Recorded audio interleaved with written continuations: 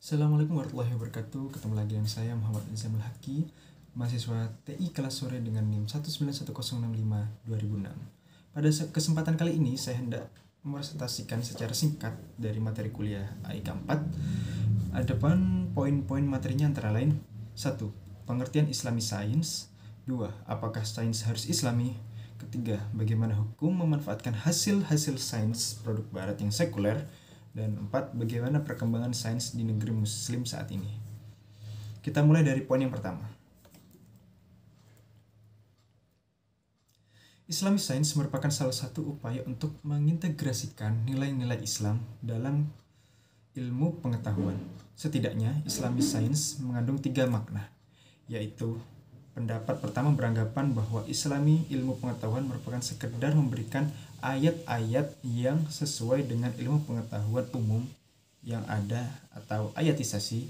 Yang kedua, mengatakan bahwa Islamisasi dilakukan dengan secara mengislamkan orangnya. Ketiga, Islamisasi berdasarkan filsafat.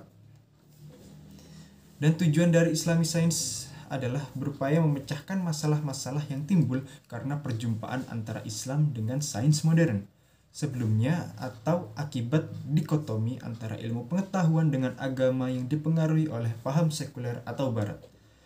Program Islamisasi sains ini menekankan pada keselarasan antara Islam dan sains modern tentang sejauh mana sains dapat bermanfaat bagi umat Islam. Untuk yang kedua, Istanbul Foundation Science of Culture, Said MA, menyampaikan dalam karya Said Nursi, yaitu tujuan penciptaan manusia adalah ma'rifatullah, tahu mengenal Allah. Said Nursi memiliki tujuan menggabungkan ilmu agama dan ilmu sains. Said Nursi pun mengatakan ilmu agama adalah cahaya bagi hati dan ilmu sains adalah sinar bagi akal. Jika dipadukan, hakikat akan tersingkap. Ketika melihat sesuatu di alam ini dengan kacamata iman atas nama Allah, akan menjadikannya ilmu. Lalu jika melihat sesuatu atas nama sebab akibat adalah sebuah kebodohan. Ilmu agama harus selalu dibarengi ilmu sains. Ilmu sains tanpa ilmu agama seperti tuli. Sebaliknya, ilmu agama tanpa ilmu sains seperti buta. Dan pada akhirnya menjadi tidak sempurna. Jelasnya seperti itu. Dan yang ketiga, bagaimana hukum memanfaatkan sains sekuler dalam Islam?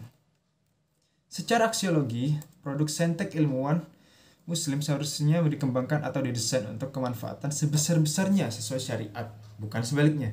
Contoh, matematikawan Muslim yang mempelajari teori permutasi ataupun neuronal network untuk melakukan prediksi kejadian tak akan menggunakan ilmu itu yang haram hukumnya jika untuk memenangkan suatu perjudian, seperti gambling.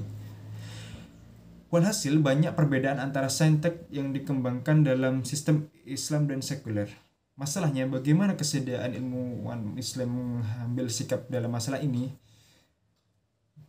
Sains dan teknologi yang diterapkan dalam paradigma sekuler akan terus menjajah, atau lambat ataupun cepat, merusak keberlanjutan kehidupan melalui kerusakan lingkungan hidup. Sementara umat Islam di negeri-negeri Islam yang tidak menguasai sains dan teknologi de facto akan terus terjajah, baik secara ekonomi maupun politik. Maka dari itu, hanya sains dan teknologi yang dikembangkan dengan paradigma Islam di tatanan sistem Islam yang akan membebaskan dunia dari penjajahan. Dan poin yang terakhir, yaitu mengenai perkembangan sains pada negeri Muslim. Pada perkembangan sains di negara modern ini dibuktikan dengan contoh-contoh fenomena alam yang telah disebutkan sebelumnya dalam Al-Quran. Di antaranya, 1. Bertemunya dua lautan.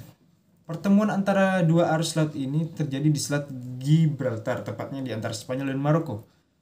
Menurut para ilmuwan, fenomena tersebut terjadi karena air laut dari Samudra Atlantik dan dari Laut Mediterania memiliki karakteristik yang berbeda. Dilihat dari suhu air, kadar garam, dan kerapatannya. Mengenai fenomena bertemunya dua lautan ini, Al-Quran telah menjelaskan 14 abad silam. Allah berfirman, A'udzubillahi minasyaitonirrajim, Bismillahirrahmanirrahim. Niyagibda la khunzarda mahunayda niyaqital da niyagibda qital yani roh dal jarong. Maaf, ini ayatnya sedikit sulit. Yang artinya dia membiarkan dua lautan mengalir yang keduanya kemudian bertemu. Antara keduanya ada batas yang tidak dilampaui masing-masing. Quran Surat Ar-Rahman ayat 19 dan 20. Yang kedua, api di dasar laut. Fenomena ini ditemukan oleh seorang ahli geologi, Anatol Skopik dan Yuri Bogdanov, dan seorang ilmuwan asal Amerika. Mereka meneliti kerak bumi dan patahannya di dasar laut lepas pantai Miami. Mereka kemudian menemukan lava cair yang mengalir disertai abu vulkanik yang suhunya mencapai 231 derajat Celcius. Al-Quran lagi-lagi sudah menyinggung tentang api di dasar lautan ini. Yang ayatnya sebagai berikut. Rijus dalwa, dan laut yang di dalamnya tanahnya ada api. Quran Surat At-Tur ayat 6. Dan yang ketiga, sidik jari manusia. Sidik jari ditemukan pada akhir abad ke-19. Sebelumnya, mayoritas orang menganggap jika sidik jari adalah lengkukan-lengkukan biasa tanpa makna khusus. Setiap manusia, termasuk mereka yang terlahir kembar identik, memiliki pola sidik jari yang berbeda. Dengan kata lain, salah satu tanda pengenal manusia yang terdapat pada ujung jari mereka. Al-Quran telah menjelaskan tentang kesempurnaan jari manusia ini. Yang arti ayatnya, bukan demikian, sebenarnya kami kuasa menyusun kembali jari jemarinya dengan sempurna.